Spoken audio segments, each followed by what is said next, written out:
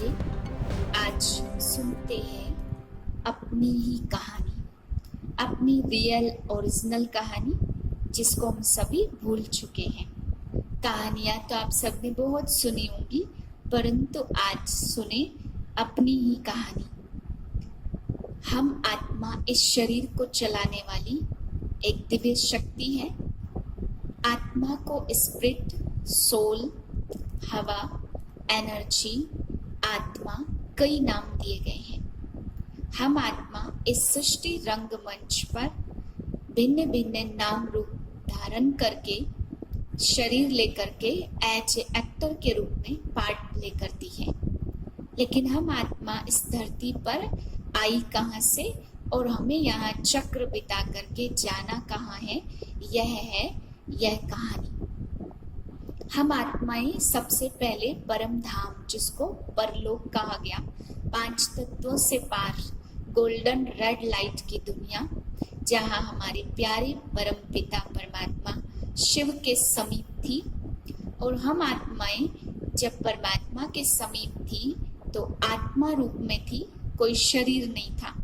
आत्मा रूप में परमात्मा के नजदीक होते समय हमारा किसी से भी कोई कार्मिक अकाउंट नहीं था।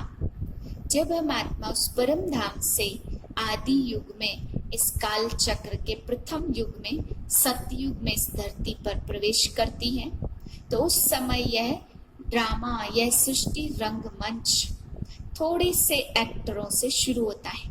जैसे आप जानते, हर ड्रामा थोड़े से एक्टरों से शुरुआत होती है। तो यहाँ पर भी केवल 9 लाख आत्माएं धरती पर उतरती हैं। वे परफेक्ट, प्योर और संपूर्ण पवित्र आत्माएं होती हैं। तो जैसा बीज वैसा ही फल होता है। इसी प्रकार से आत्मा सतो प्रधान, तो जो हमें शरीर भी मिलते हैं वह भी 16 कला संपूर्ण होते हैं। यहाँ पर सभी नर नारी श्री कृष्ण श्री राधे के समान 16 कला संपूर्ण डिग्री लिए हुए होते हैं। यहाँ पर 8 जन्म हम बिताते हैं। एक जन्म बहुत लंबी आयु का होता है, लगभग 150 साल का। ऐसे समय में हम बहुत संपूर्ण सुख सुविधाओं के साथ संपूर्ण पवित्र जीवन व्यतीत करते हैं। सुख और शांति, समृद्धि यहाँ पर सब कुछ होती है। प्रकृति भी 100% प्योर सतो प्रधान हमारी सेवा में होती है। 8 जन्म बीत जाने के बाद 9वें जन्म में 16 कला से 14 कला बन जाने के कारण हम आत्माओं को देवता के बजाय क्षत्रिय कहा गया। और त्रेता युग की शुरुआत से अंत तक कुछ आत्माएं और परमधाम से सृष्टि रंगमंच के नाटक में ऐड हो जाती हैं। तो सतयुग की जनसंख्या 9 लाख और अंत में 2 करोड़, और उसके बाद त्रेता युग की जनसंख्या अंत तक 33 करोड़ हो जाती है। यहाँ पर हम आत्माएं 12 जन्म लेते हैं और यहाँ आत्मा सतो प्रधान से सतो हो जाती है। थोड़ी सी क्वालिटी कम, 16 कला से 14 कला। और उसके बाद द्वापर युग आता है तो और आत्माएं परमधाम से सृष्टि रंगमंच पर ऐड होती हैं। जनसंख्या बढ़ती चली जाती है। द्वापर युग में 16 कला के बजाय 8 कलाएं हो जाती हैं। कला माना क्वालिटी, क्वालिटी गुण विशेषताओं के कम होते ही हमारे अंदर अवगुण, विकार, तमो प्रधानता प्रवेश करना शुरू करती है। और जैसे ही हमारे अंदर बुराइयां प्रवेश होती है तो उसके साथ साथ आता है दुख और अशांति। जैसे ही हमारे पास दुख अशांति आता है तो दुख में क्या करते हैं, सभी जानते ही होंगे। दुख में सुमिरन सब करे, सुख में करे न कोई। जो सुख में सुमिरन करे तो दुख काहे को होई।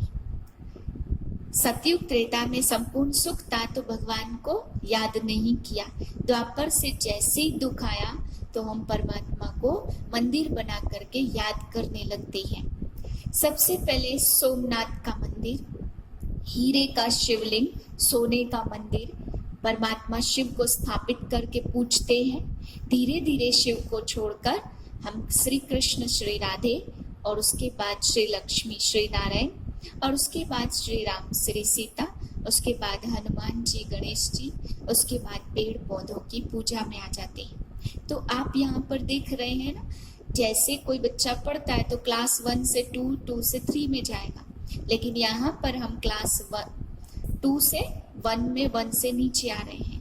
यानी सबसे पहले शिव की पूजा, शिव से नीचे श्री कृष्ण ने शिव की पूजा की, फिर हम शिव श्री कृष्ण में आए, श्री कृष्ण की पूजा, उससे भी नीचे 2 कला कम राम जी, फिर हम राम जी में आए, राम जी की पूजा की है हनुमान जी ने, फिर हम हनुमान जी में आए, और आज हम हनुमान जी, गणेश जी, इन सबको भी छोड़ करके पेड़ों की, पत्थरों की पूजा करने लगे, 5 तत्वों की पूजा होने लगी।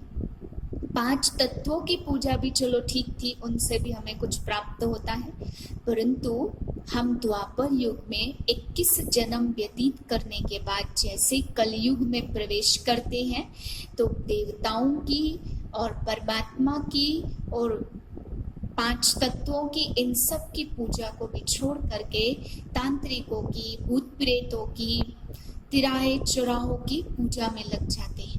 कलयुग अंत में भक्ति भी तमो प्रधानता की ओर चली जाती है। तो जब थोड़ी बहुत भक्ति थी तब भी हमें सुख शांति थी, लेकिन जब भक्ति भी भूल करके, भक्ति भाव भी छोड़ करके सिर्फ दिखावा मात्र रह जाता है, तब इस कलयुग अंत में आत्मा हो जाती है तमो प्रधान। द्वापर युग में रजो प्रधान थी, आधी अच्छी आधी बुरी, और कलयुग में आत्मा हो जाती है तमो प्रधान। यहाँ पर हमारे 42 जन्म होते हैं, जन्म सबसे ज्यादा है, लेकिन यहाँ पे आयु की कोई गारंटी नहीं है। 100 साल भी हो सकती है और 10 साल भी हो सकती है, 6 महीने, 1 महीने, कोई गारंटी नहीं, क्योंकि ये मृत्यु लोक बन जाता है। आत्मा काली और पतित होने के कारण, अवगुणों से ग्रसित होने के कारण दुख अशांति में फंस जाती है। भव सागर, विषय सागर, पापों में उलझ उलझ करके दलदल में फंस जाती है। तब ऐसे समय पर इस भारत के उत्थान के लिए, जिस भारत का आज पतन हो गया है, साधु संत भी आपस में चर्चा करते हैं कि जो भूमि स्वर्ग से भी महान थी उसको पुनः सुख शांति वापस लाने के लिए क्या करें। लेकिन आज साधु संतों की भी अनेक मतें होने के कारण आपस में शांति के बजाय और ही अशांति हो जाती है। नेताएं भी शांति सम्मेलन करते हैं, लेकिन नेताएं भी सामने से शांति की बात और पीछे विनाश के साधन बना रहे हैं। इस भारत की हालत, जैसे इसका चरित्र खत्म होता है तो भारत की संस्कृति खत्म होती है, तो इस कलयुग अंत में भारत बिल्कुल कंगाल बन जाता है। हम आत्माएं विकारों की कांटों की सेज पे लेटी हुई हैं, और आज जो भारत संपूर्ण सुखदायी था वो आज दुख में, कष्टों में घिरा हुआ है। तो ऐसे समय पर जब आत्मा बिल्कुल, सभी आत्मा परम धाम से इस धरती पर आकर के तमो प्रधान बन जाती, वापस कोई भी नहीं जाता है, इसलिए जनसंख्या बढ़ती जाती है।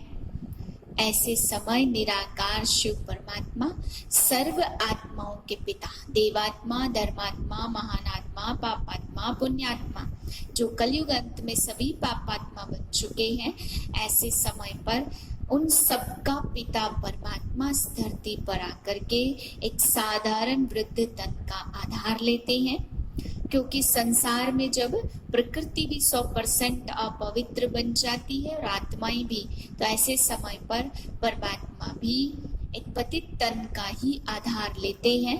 वह तन उस आत्मा का होता है जो सतयुग की शुरुआत में 16 कला संपूर्ण थी, जो सतयुग से कलयुग तक पूरे ड्रामा में पार्ट प्ले करती है।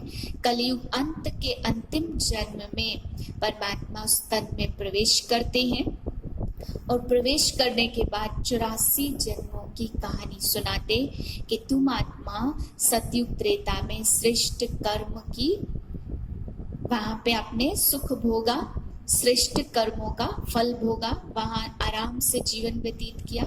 द्वापर कलयुग में आकर के तुम आत्माओं ने विकारों के वश बहुत सारे विकर्म किए हैं। अब कलयुग अंत में सिर्फ एक जन्म, जिसके लिए कहते हैं कि मानव जन्म बड़ा अनमोल है, बड़ी मुश्किल से मिलता, बड़ा दुर्लभ है।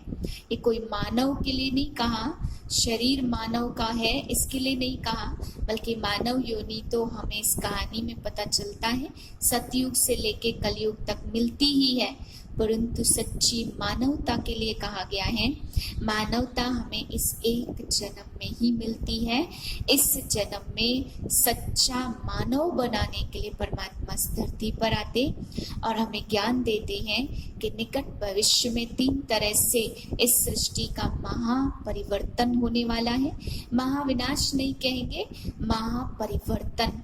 महाप्रलय भी नहीं कहेंगे, महापरिवर्तन माना तमो प्रधान से सतो प्रधान बन जाना, अनेक अधर्मों का विनाश और एक सत्य धर्म की स्थापना 3 तरीके से होती है। नेचुरल कैलेमिटीज, प्राकृतिक आपदाएं, सिविल वॉर यानी गृह युद्ध, और तीसरी चीज एटॉमिक वॉर यानी साइंस के साधनों से विनाश। इन 3 तरीके के खतरे सृष्टि को आने वाले हैं। ऐसे समय में अगर अपनी किस्मत श्रेष्ठ लिखनी है तो यही एक जन्म जो युग है पुरुषोत्तम संगम युग का, एक ही जन्म परमात्मा से मिलन मनाने का है।